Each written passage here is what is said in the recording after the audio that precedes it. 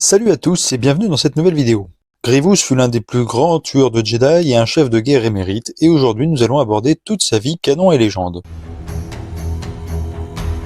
Avant de devenir le commandant suprême des armées droïdes, Grievous était un homme brillant mais barbare. Il naquit sur la planète Kali, un monde pauvre et rongé par la famine et la guerre. Il portait le nom de Kimaon Jai Shilal et grandit au beau milieu d'une guerre. La guerre Huk, nom donné par son peuple aux envahisseurs Yamri, une espèce insectoïde colonisant nombre de planètes en n'ayant aucun scrupule à tuer et réduire en esclavage les peuples natifs de leur colonie. Durant son enfance, Kimaon fut initié aux armes par son père et à l'âge de 8 ans, il était déjà un expert au sniper ayant déjà tué plus de 40 Yamri. Et c'est à 22 ans que ses victimes ne purent plus être comptées tellement il y en avait. Certains de ses pairs commençaient à le voir comme un demi-dieu et à la mort de son père, Kimaon commença à porter le masque en os de Moumou, un animal de Kali, ayant appartenu à son père. Il fit vite la rencontre de Ronderu Lish Kumar et s'en fit une grande alliée au combat. Ronderu lui apprit l'art du combat à l'épée, ce qui, vous vous en doutez bien, lui servit plus tard. Ils se battirent ensemble pendant des années et des rumeurs suggérèrent que Ronderu serait la lointaine belle-sœur de Kimaon, mais rien ne le confirme. Leur duo combat devint sacré aux yeux du peuple et un semblant d'amour se créa entre eux. Ensemble, ils paraissaient invincibles, jusqu'au jour où ils furent séparés. Ronderu se battant sur les plages Genoa de Kali, la Kalish fut tuée par les Yamri et son corps jeté à la mer. Kimaon ne retrouva pas le corps de son ami et il voyagea par-delà les océans jusqu'au temple sacré d'Abesmi, où il pria ses dieux de ramener au moins le corps de Ronderu pour la revoir une dernière fois, mais jamais il ne put la revoir. Pour combler ce vide laissé par la perte de son ami, il eut 10 femmes avec lesquelles il eut 30 enfants. Un sacré manque à combler. Il prit le nom Grievous, dont le sens est inconnu, et se jura de ne jamais plus souffrir de sa solitude. Grievous devint le plus sauvage des seigneurs de guerre Kalish jamais connus. Il recruta et entraîna 8 Kalish à devenir ses meilleurs guerriers qu'il appela Isvoshra, signifiant l'élite. Ils massacrèrent des milliers de Yamri pendant des années, commençant à conquérir leur monde planète par planète. Dans le canon, il est dit que c'est durant ce conflit que Grievous commença à se greffer des implants droïdes, comme vu sur ses statues. Les Yamri s'allièrent à la Fédération du Commerce et ensemble ils appelèrent à l'aide la République, qui envoya un contingent de Jedi dirigé par le maître Chukadun et Jmar. Les Jedi prirent le parti des Yamri, faussement victimes d'une invasion, et combattirent contre les Kalish. Grievous fit quelques victimes du côté Jedi sur Torvalsk, mais la pression républicaine fut si forte que l'armée Kalish dut retourner sur son monde et payer pour les dommages causés aux Yamri. La guerre Huk enfin terminée, Grievous n'eut nul autre choix que de retourner auprès de sa famille. Les sanctions du Sénat furent catastrophiques pour Kali, leur économie fut décimée, causant la mort par la faim de milliers de Kalish. On commence un peu à comprendre Dooku vis-à-vis de la corruption. Cette crise toucha même la famille de Grievous qui vit ses femmes tuées par la famine, une par une, alors que dans le même temps, nombre de ses enfants se faisaient kidnapper ou mouraient aussi de faim. Le chef du clan bancaire San Hill se présenta à lui et lui proposa un marché. En échange de ses services, en tant qu'assassin, le clan bancaire fournirait des aides au peuple Kalish. Ce marché ne plut qu'à moitié à Grievous, sceptique à l'idée de bosser pour une méga corporation. Mais il accepta et travailla un temps pour le Moon. San Hill n'avait engagé que Grievous et aucun autre Kalish. Grievous aurait bien aimé servir avec son élite du passé et en fit part au banquier qui lança la production de droïdes IG-100 appelés les Magna Guard. Mais vint le jour où l'ex-seigneur de guerre apprit qu'aucune sanction n'avait été donnée par le Sénat aux Yamri après qu'ils aient pillé son monde et profané les temples de ses ancêtres. Grievous mit fin à son contrat et rentra chez lui bien décidé à redémarrer une guerre contre les Yamri. Dans l'ombre, l'ex-Jedi Dooku mit au point un plan. Avec l'archiduc de Géonosis Poggle le Bref et San Hill, ils piégèrent le vaisseau qui devait permettre à Grievous et ses guerriers Isvoshra de commencer sa traque du peuple insectoïde sur la planète Oben. La détonation fit s'écraser son transport dans la mer Junewa, là où son premier amour avait perdu la vie, tuant quasiment tous ses guerriers fidèles. Dooku se chargea personnellement de retrouver le corps qu'il maintenut en vie grâce à la force, utilisant même l'éclair de force comme un défibrillateur, je ne plaisante pas. Dooku se servit aussi du sang du défunt Sifo-Dyas pour tenter une expérience, rendre sensible à la force Grievous avec l'aide du sang de Jedi. Ce qui fut un échec mais permit aux Kalish de rester en vie le temps d'être amenés dans des laboratoires sur Serenno. Les Kalish n'étaient pas inconnus de Dooku. Bien avant la guerre Huk, il combattit avec son padawan Qui-Gon Jinn aux côtés des forces Bitavrian contre l'armée Kalish entre -65 et -60. Armée Kalish dont faisait partie à l'époque l'arrière-grand-mère de Grievous. Bref, Grievous, encore dans les vapes, crut un temps avoir rejoint ses ancêtres dans la mort. Mais à son réveil, il se découvrit sans bras ni jambes à l'intérieur d'une cuve à Bacta, sentant ses organes vitaux reliés à des machines par des tubes. Face à lui, San Hill qui lui proposa une nouvelle offre. Une offre où il pourrait servir à son plein potentiel. devenir un des chefs de la future armée droïde séparatiste en tant que cyborg, toujours en échange de la protection du peuple Kalish et à l'arrêt de la famine. Grievous ne voulait que sortir de sa cuve et à ce moment-là, San-Il dévoila sa dernière carte. Il amena face à Grievous 2 de ses femmes et un des enfants toujours en vie. Cet espoir fit accepter le nouveau marché du banquier. Le deal était conclu et un monstre venait de naître. Désormais un cyborg, Grievous possédait maintenant l'armure que vous connaissez et voici quelques détails sur cette dernière. Une armure de 2,16 m, ses bras peuvent se scinder en deux et tournoyer, ça vous le savez. Son armure lui permet d'être très agile, pouvant prendre l'apparence d'une araignée rampante, pouvant même marcher sur certaines parois grâce à ses pieds magnétiques. Dans ses bras sont équipés des grappins, et à l'intérieur du crâne, Dooku fit placer des petits appareils permettant d'améliorer la locomotion et l'apprentissage des techniques Jedi. Son masque est inspiré de son ancien masque, sculpté dans un crâne de Momu qui possède des marques au-dessus des yeux, rappelant les peintures de guerre généralement peintes avec du sang de Karabakh. Et enfin, elle peut lui permettre de survivre dans le vide spatial. C'est limite de meilleure qualité que l'armure de Vador. Bref, une armure exceptionnelle pour un guerrier exceptionnel.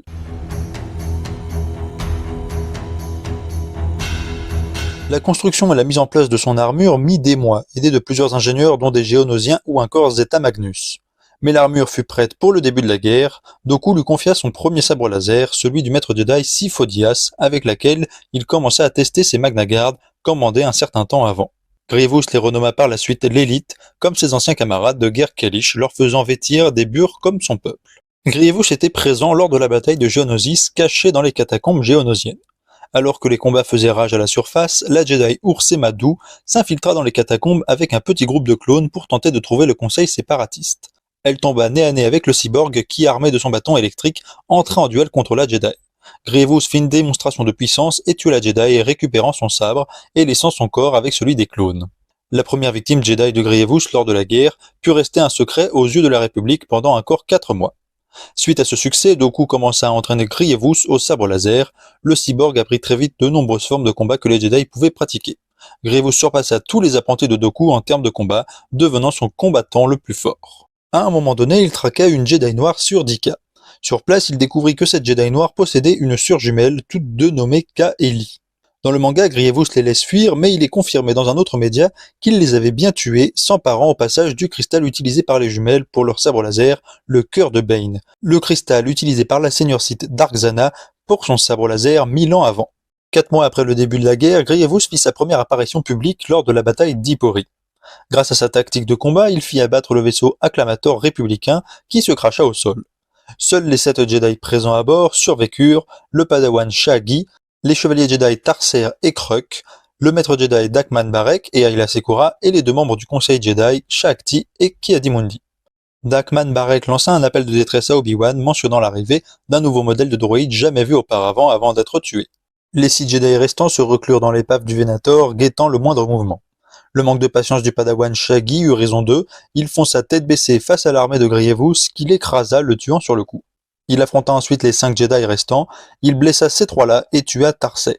Il ne restait plus que Ki-Adi de valide, qui put tenir le coup face aux cyborgs le temps que des renforts envoyés par Obi-Wan arrivent, permettant de les secourir. Grievous s'empara des sabres de ses victimes et de celui de Kruk, qui deviendra l'un de ses sabres favoris. Pour sa première apparition publique, il fait fort, 3 Jedi tués et une tactique militaire unique, si bien qu'il fut surnommé le tueur de chevaliers par les journaux républicains. Le maître Jedi Plo Koon le surnommant le boucher d'Ipori de son côté. Lors du 5e mois, il participa à la bataille de Nadiem, où ses troupes furent piégées par la Jedi Barry Sophie. Grievous tenta de fuir à bord de son vaisseau, appelé le Sans-Âme, mais il fut pris en embuscade par le Jedi Ptar-Ton et son padawan Zefata Rutor. Grievous réussit à abattre le chasseur de Ton, qui survécut mais tua le padawan avant de sauter en hyperespace.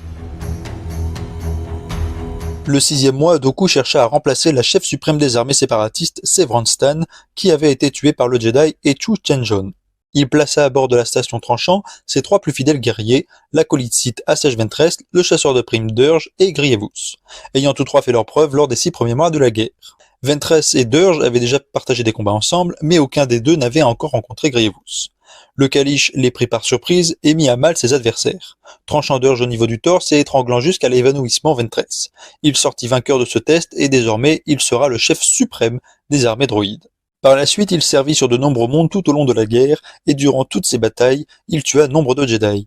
Pas de chiffre officiel, mais ça tournerait entre 100 et 200 Jedi tués de sa main. Il affronta et tua par exemple le chevalier de fer Firkran sur Xagoba, le maître d'armes Waldan Bridger, rien à voir avec Ezra, qu'il tua en moins de 20 secondes sur Togoria. Il traqua un groupe conséquent de 27 Jedi rassemblés sur Belderon pour aider les réfugiés.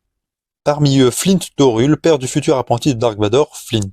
Grievous bombarda la surface depuis l'espace à bord de son vaisseau amiral, la main invisible, et tua tous les Jedi. De toute sa sympathie, il tua les milliers d'habitants de la planète Lodorvia en bombardant la surface avec un virus mortel pour plusieurs espèces. Le nom du virus peut se traduire littéralement par la peste pourriture de cerveau. Il se chargea aussi de détruire un temple sur les Dev, où il tua une Jedi, Mikian et son padawan humain. Mais petite chose intéressante, peu avant de détruire le temple, il eut comme une vision de lui, sans son armure, ce qui ne l'eut plus qu'à moitié. Il fit bombarder le temple et le regarda brûler jusqu'à la nuit tombée. Grievous avait un ultime but, se venger des Yamri, et avec une telle armée à sa disposition, il ne se gêna pas. Il lança un assaut contre la colonie Torvalsk, il tua nombre de Yamri et affronta les 2 Jedi en poste, le maître Puros et son ancien padawan, Nistamal, à qui il prit leur sabre laser. Et il ne s'arrêta pas là, dans sa traque du passé, il captura l'ambassadeur Kiyen, sachant que l'ordre enverrait les Jedi Chukadun et Jmar, les Jedi qui causèrent la famine sur son monde. Les Jedi purent récupérer l'ambassadeur au prix de la vie de Dune et Jmar. Seul le padawan de Dune, Flynn Kibo, survécut et se mit en tête de tuer Grievous, ce qui, bien sûr, fut refusé par le conseil. Peu après, Grievous voulut tenter une expérience horrible. Il enleva un clan d'initiés qui était sous la garde du Jedi Quarmal. L'Abyssin fut neutralisé mais survécut à ses blessures. Par contre, son clan fut emmené sur Gantès puis enfermé sur sa lune Belzus. Grievous avait pour projet de faire subir des expériences et des transformations physiques comme il avait subi aux jeunes initiés, histoire de se créer sa petite armée, d'être sensible à la force et modifié cybernétiquement. Heureusement pour les enfants, le padawan Flynn Kibo s'était trouvé 2 alliés Jedi prêts à le suivre dans sa tentative d'assassinat. Bdarton, qui avait subi l'attaque de Grievous sur Nadiem, et son padawan Koditi. Ils réussirent à libérer le clan au prix de la vie de Kibo et Tone et du renvoi de l'ordre de Koditi. Ensuite, il prit part à la bataille de Boss Pity où il blessa à vie le clone Alpha 17 et tua le maître Jedi Sunbait. Il dirigea l'armée droïde sur Ando Prime, Duros, où il affronta Pablo Gil, Bakura, Anot, Caliban, Isrich, Paren 2 ou encore Alamas. Il tua la Jedi Nibo sur Sunjin et il s'occupa de la négociation d'alliance avec les Wookiees qui tourna mal après que le fils du roi Wookiee fut tué par ses troupes, causant une révolte Wookiee à l'égard de la CSI. Il apparaît plus tard dans The Clone Wars. La première fois qu'on le voit en action, c'est lorsqu'il avait le commandement du Malveillant, croiseur de guerre séparatiste désactivant tout équipement électrique avec un canon à ion géant. Les premières victimes de son arme furent l'équipage des 3 croiseurs dirigés par le Jedi Ares Noon dans le système Fu. Il lança une nouvelle attaque contre les croiseurs de Plo Koon qui réussit à survivre, ce qui permit à la République de connaître la position du vaisseau et de le détruire près de la nébuleuse Khalida. Il sera responsable de l'enlèvement du droïdaire 2D2 après la bataille de Botawai et il perdit juste ensuite la station d'écoute secrète séparatiste Skytop de Rusan. Il organisa un assaut contre la lune de Rishi pour infiltrer la base républicaine proche de Kamino et empêcher les clones d'être au courant de sa future attaque contre l'usine de clones, ce qui échoua. Suite à tant d'échecs, Dooku organisa un test surprise à l'encontre de son chef suprême. Il fit volontairement s'infiltrer les Jedi Kit Fisto et son ancien padawan Nadar Veb dans son château sur la 3e lune de Vasek. Fisto découvrit l'antre de Grievous, statues et autres trophées ornant les pièces. Certaines retraçant des événements antérieurs comme cette statue et d'autres montrant sa transformation partielle avant son accident. Et un sabre aperçu est décrit comme celui de la Jedi Nibu tuée sur Sanjin. Le cyborg se servait aussi de ce lieu comme centre de réparation quand il subissait des dommages, ayant un droïde chirurgien à sa disposition. Grievous tomba dans le piège de son maître et réussit à tuer Veb à l'aide de blasters mais ne réussira pas à se débarrasser du membre du Conseil Jedi. Suite à la saison 1, il sera repris dans les romans et BD adaptés de la série où il participa à la bataille de Jante Fatale, Cotlis ou encore Nexus Orteil. Saison 2, il se chargea de l'assaut de Felucia et de la bataille de Dorin qui visait à créer une diversion pour tenter de disperser les forces ennemies, évitant une attaque sur Geonosis, ce qui encore échoua. The Clone Wars lui rend vraiment pas honneur. Il captura après le Jedi Iskos, mais il fut bien vite libéré. Saison 3, il lance enfin son assaut sur Kamino, mais ça échoue et c'est très redondant. Il échoue tout le temps dans cette série. Après, il se fait même capturer par des Gungans mais libéré en l'échange d'Anakin Skywalker aussi capturé. Puis la bataille de Patite Patuna, non rigolo, mais un échec aussi. On doit attendre la fin de la saison 4 pour enfin le voir gagner après une bataille et pas une petite en plus. Après une tentative d'assassinat contre Dooku venant du clan des Sœurs de la Nuit de Talzin, mère de Maul, Dooku envoie Grievous à l'assaut contre les sorcières. Une bataille où il réaffrontera sa rivale Asajj Ventress, maintenant indépendante. Il décima le clan, tua la doyenne Daka, forçant la chef Talzin à fuir ainsi que Ventress. Il organisa par la suite l'opération Titan sur Golata, une tentative de capture d'Anakin et la bataille sur la lune de Guindin, devinez quoi, des échecs. Saison 5, il fut missionné de venger Dooku suite à l'affront qu'il avait subi de la part du pirate Hondo Ohnaka. Il réussit étonnamment son coup et put combattre à nouveau la padawan Ahsoka Tano. Puis dans la BD Fils de Dathomir, il affronta l'ex-seigneur Sith Maul et put enfin finir ce qu'il avait commencé, tuer la mère Talzin. Il se retrouva ensuite sur Megiddo où il affronta Caleb Dume, le Jedi survivant de Rebels et des Pabilaba. Dans les épisodes non terminés de la série, Dooku le chargea de récupérer un cristal Kyber géant pouvant servir pour l'étoile de la mort trouvé par le gouverneur d'Utapao, Torul Blom.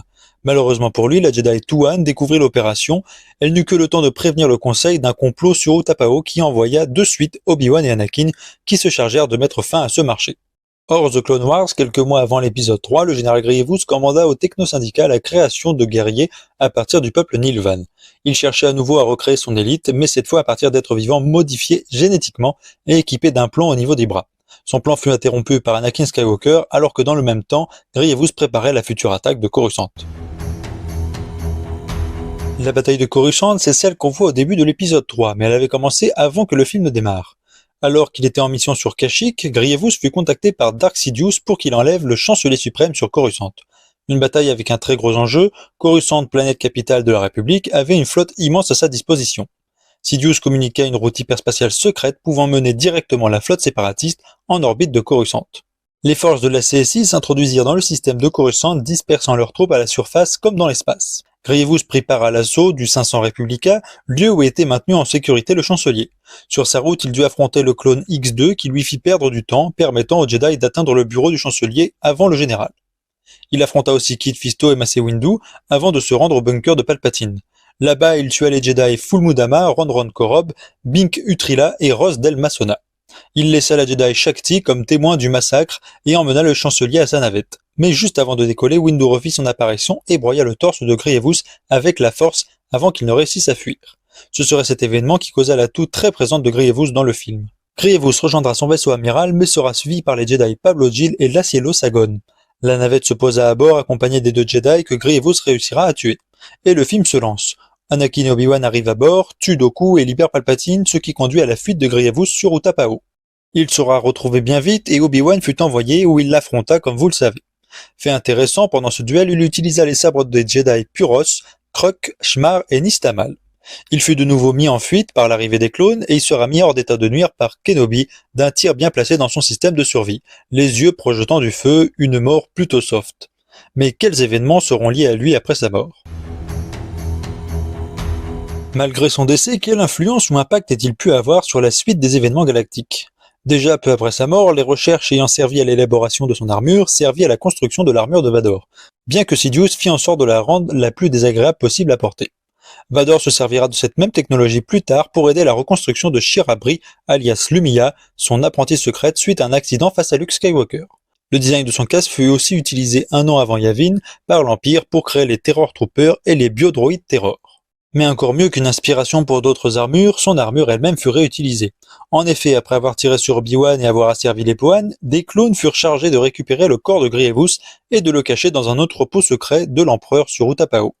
Des années plus tard, l'empereur confia à l'expert en cybernétique Nikolai Kinesworthy le projet de transformer cette carcasse en droïde assassin avancé. Le droïde NK Necrosis, NK pour Nikolai Kinesworthy. Tout ça sous la supervision de la sœur de la nuit Merily, agent de l'Empire.